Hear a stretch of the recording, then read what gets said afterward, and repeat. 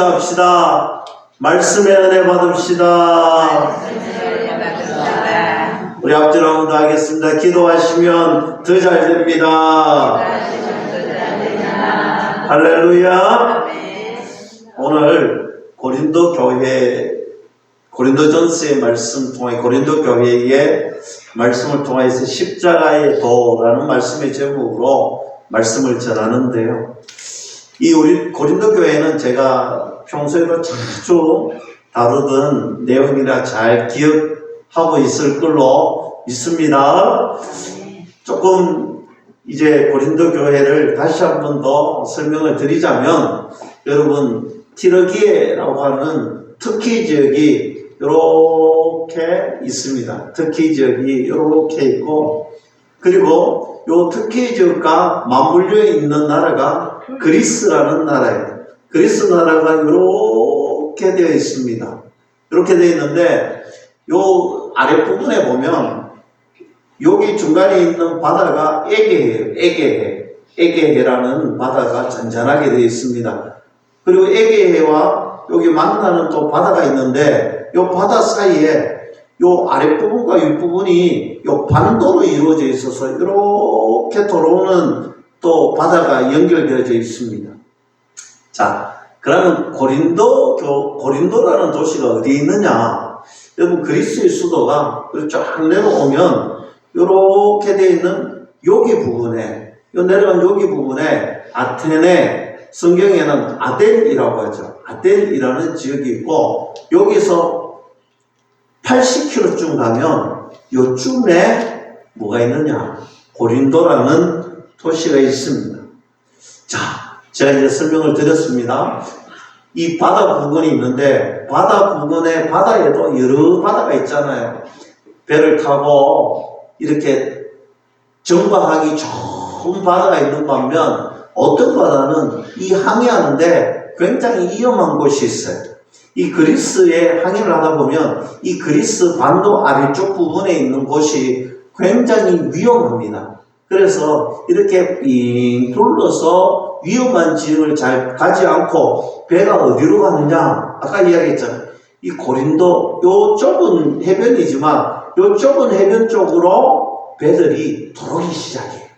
그러니까 배들이 들어온다는 것은 사람들이 많이 이곳에 온다는 이야기죠.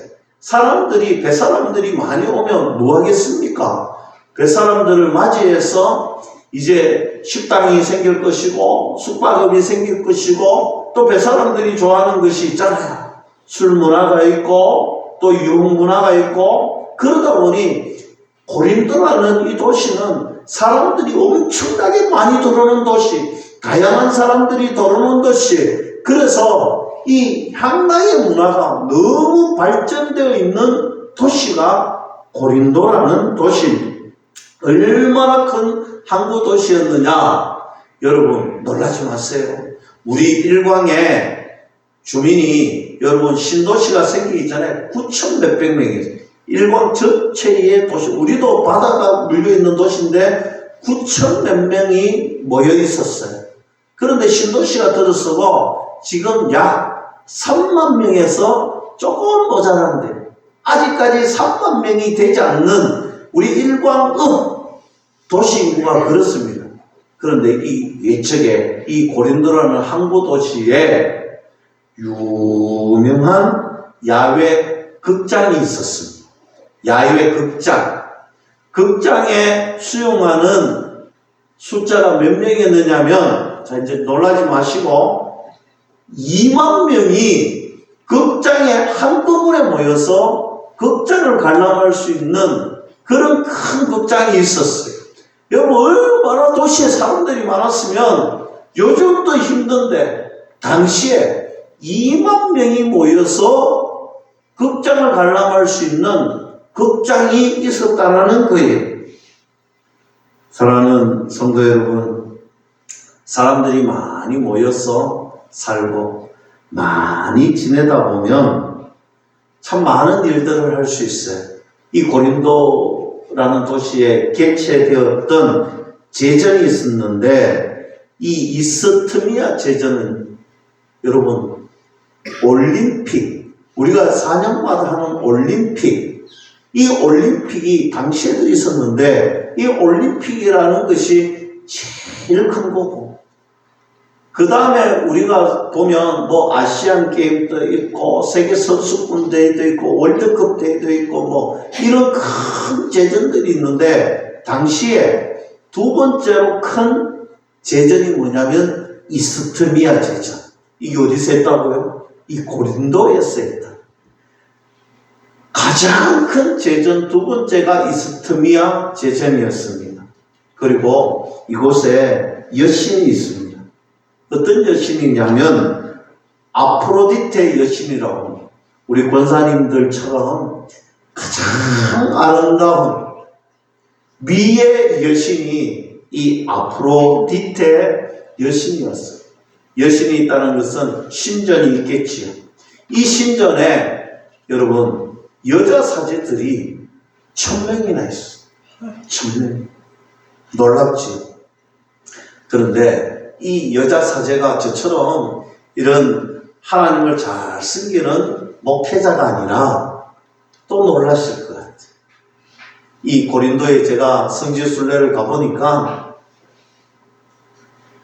이곳에는 창녀들이 있으니 놀고 가실 분들은 이곳을 방문하라고 광고되어져 있는 것이더라. 광고. 깜짝 놀랐습니다. 당시에도 이 광고를 해서 저곳에 가면 몇 사람들이 모였으니까 아름다운 여인들이 기다리고 있으니 놀다가 가세요. 그런데 이 아프로디테 여신을 모시는 사제 1000명이 다 그런 창기들이라는 사실입니다. 여러분, 매춘부들이 여사제라는 이름으로 1000명이나 신전에 있더라는 것입니다. 코린티아.i 이런 말이 있는데, 이 말은요 해석하면 고린도처럼 행하라, 의미가 매춘을 하라 이런 의미입니다.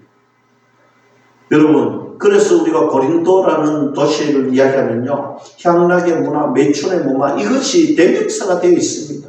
고린도 하면 딱 떠오르는 것이 매춘, 이렇게 떠오르는 도시에 누가 갔느냐? 제가 성지순례를 갔다는 말은 이곳에 하나님의 말씀을 들고 가신 분이 있잖아요. 바로 사도 바울입니다. 사도 바울이 2차 선교 여행 때 이 고린도에 왔습니다. 여러분, 고린도에서 이런 도시에서 전도하고 말씀 전하고 복음 전하는 것이 쉬웠겠습니까? 어려웠겠습니까? 어려웠겠죠. 맞습니다. 그래서 여러분, 고린도전서 1장 말씀을 지나 2장과 3장 말씀에 들어가면 이 사도 바울이 얼마나 힘든 마음을 토로하고 있는가 분명하게 발견할 수가 있습니다. 내가 이곳에 도착했을 때 나는 참으로 약해 보였다는 거예요. 나는 참으로 두려웠다라고 고백하고 있습니다. 나는 심히 떨었노라고 그런 고백하고 있습니다. 왜냐하면 너무나 타락한 도시에서 복음 전할 수 있을까? 하나님의 말씀이 과연 전달될까? 전도하면 될까? 저들이 예수님의 복음을 받아들일까? 그런 생각이 들었다는 거예요. 우리가 11월 이제 다음 주일날 태신자를 작정하고 해산의 기쁨을 맛보아야 되는데 우리 마음속에 그런 마음이 들 거예요.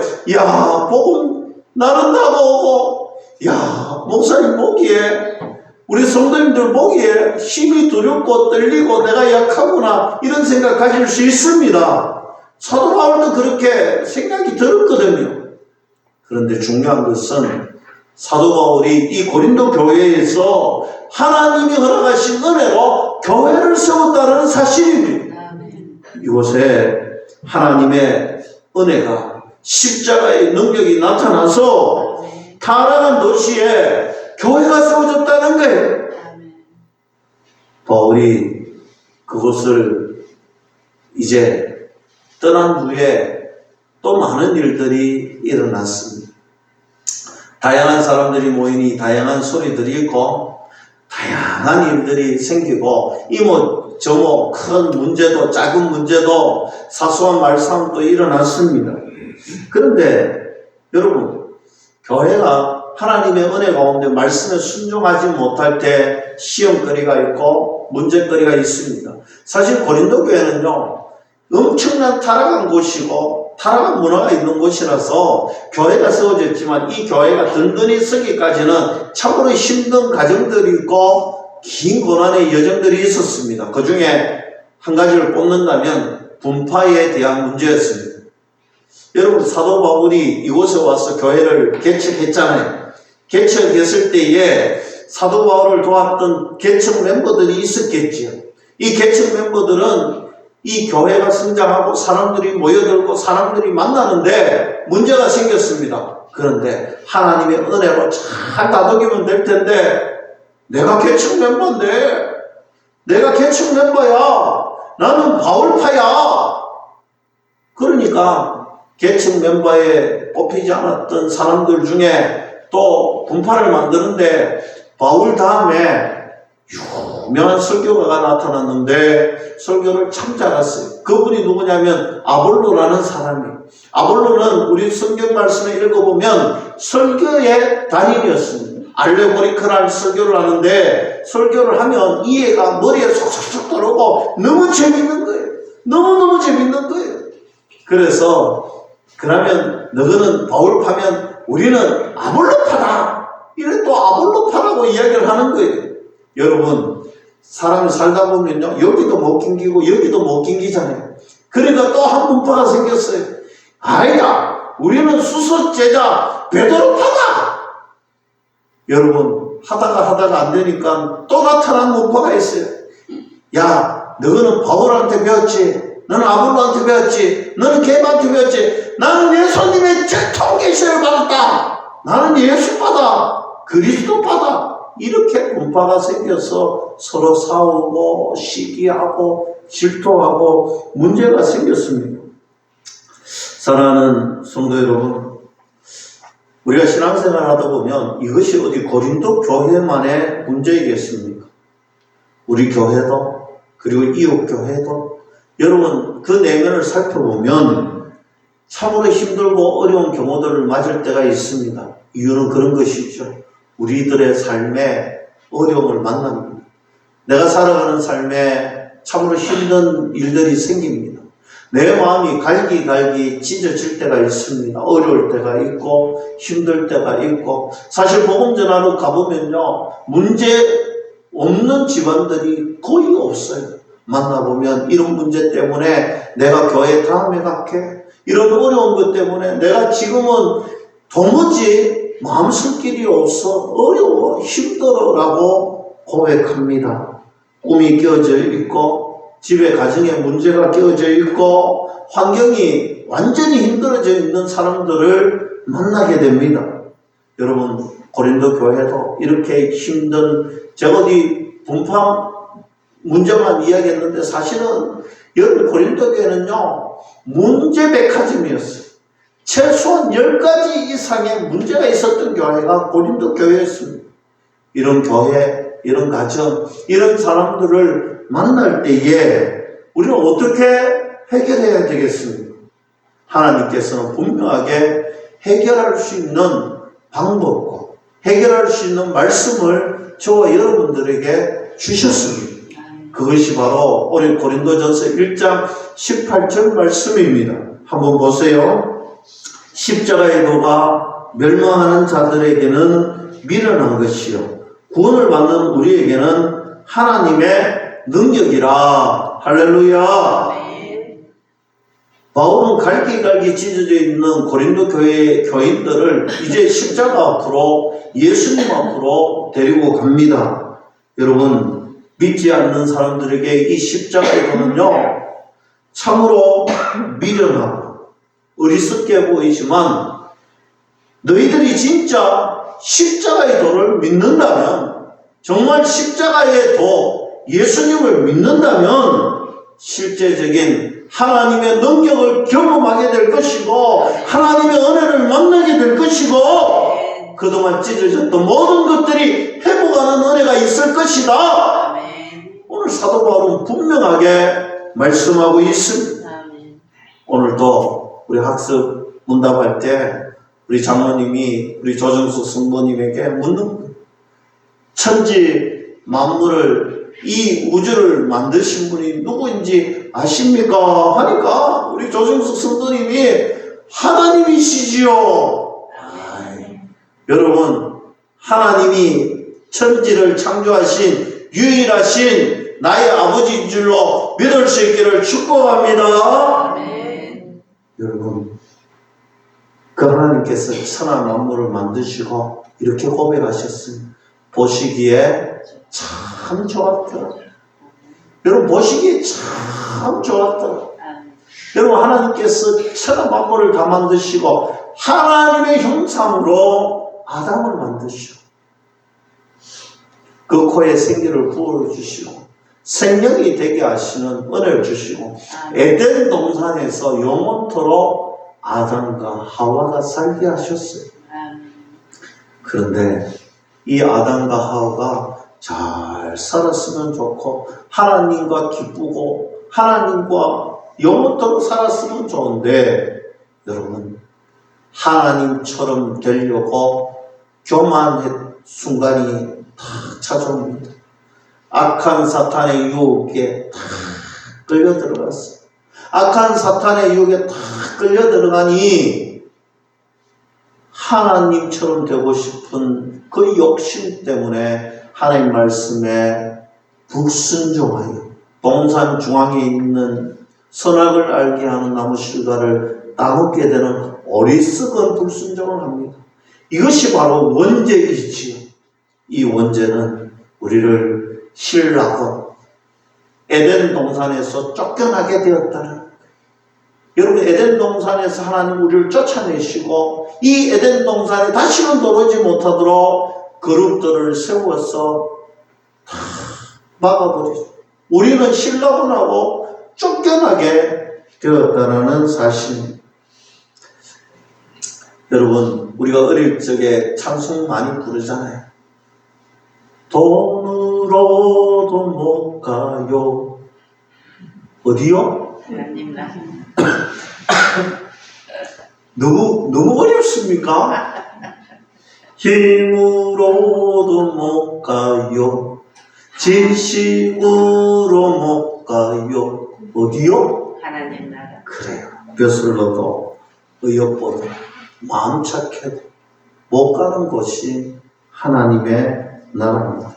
어떤 방법으로 인간은 하나님 나라에 다시는 들어갈 수가 없었습니다. 그럼 어떻게 하면 하나님 나라에 갈 수 있느냐? 어떻게 하면 하나님 나라에 갈 수 있느냐? 유일하게 하나님만이 우리를 오라라고 명할 수 있습니다. 아멘.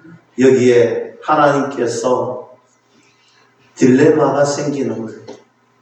하나님의 속성은요, 두 가지 속성이 있는데 하나님은 공의의 하나님이세요. 아멘. 하나님은 공의의 하나님이시니까 이 죄에 대해서 불순종에 대해서 반드시 심판하셔야 되는 거예요. 이것이 공의니까. 근데 하나님은요, 사랑의 속성을 가지고 계십니다. 아멘. 우리를 너무 사랑하십니다. 아멘. 어떻게 하든 다시 회복시키고 하나님의 나라에 불러주시고 싶습니다. 그래서 하나님은 그 공의의 속성도 만족시키고 사랑의 속성을 이루시려고 하나님의 방법을 쓰는데 그것이 바로 십자가예요. 십자가에서 하나밖에 없는, 아니 하나님 자체이신 자신이 우리의 피조물의 모습을 띠고 인간의 몸으로, 육신의 몸으로 예수님께서 십자가를 짊어지시고 십자가에서 피 흘리시고 죽기까지 하셨다라는 사실입니다.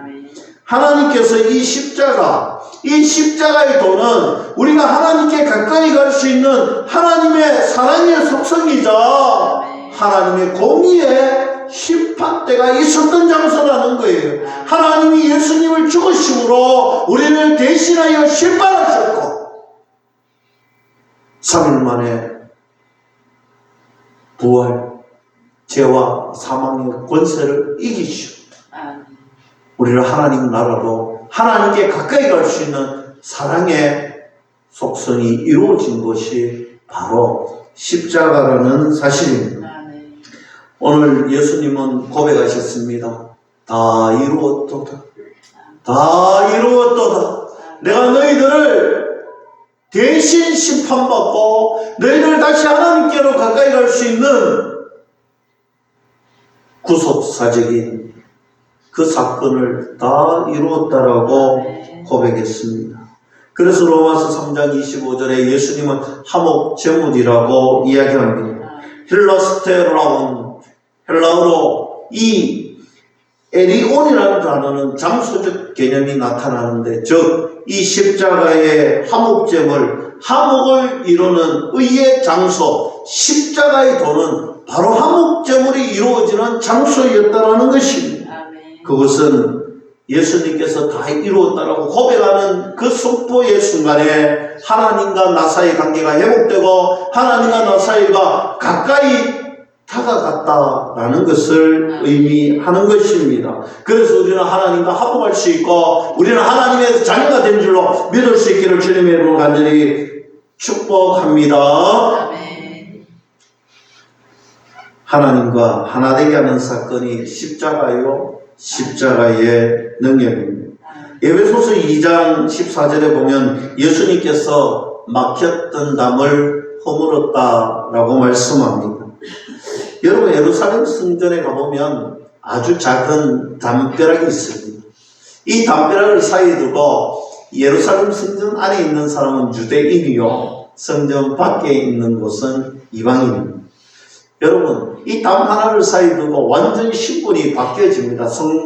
선민이냐 이방인이냐. 그러나 예수님께서 이 땅에 오셔서 예수 그리스도 십자가의 도를 믿는 자마다 예수 그리스도의 부활을 믿는 자마다 이 막힌 담을 허물어 주셨다. 모두 구원받을 수 있는 은혜를 주셨다. 믿을 수 있기를 축복합니다. 에베소서 1장 10절에 가장 핵심적인 말씀을 하시는데 그리스도 안에서 통일되게 하시려고 예수께서 십자가에서 죽으셨다 말씀합니다. 예수님께서 깨어진 관계를 다 회복시켰다라는 거예요. 여러분 예수님이 만나주시고 우리가 초청하는 태신자들이 예수님을 만나는 순간 그들 스스로 회복하려고 예수는 노력했지만 결국 이루지 못했던 모든 깨어진 삶들을 예수님께서 회복시켜 주시고 붙여주시고 화목해 주실 줄로 믿을 수 있기를 축복합니다.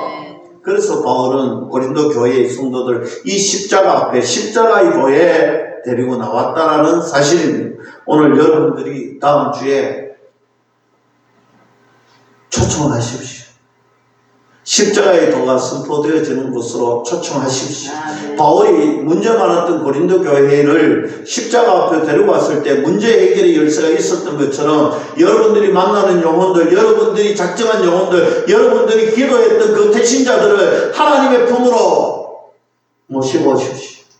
그러면 하나님께서 그 영혼들을 회복시켜 주실 것입니다. 십자가 앞에서 가정이 회복되고 직장이 회복되고 관계가 회복되고 그들의 삶이 분명하게 회복될 줄로 믿습니다. 말씀을 맺습니다. 십자가는 하나님과 우리 사이에 깨어졌던 관계들을 화목하게 하시고 절대로 영원히 더 이상 깨어지지 않도록 하시는 것입니다. 십자가의 능력이 저와 여러분들의 깨어진 것들을 모든 것을 회복시켜 주실 줄로 믿습니다. 십자가 앞에 피 묻은 십자가를 붙들고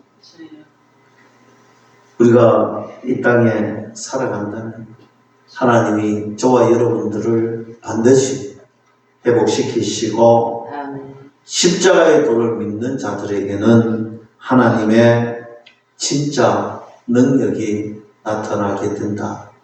한번 올 한 해는 십자가의 능력이 나타나는 아름다운 교회로 세워질 수 있기를 주님의 이름으로 간절히 축원합니다.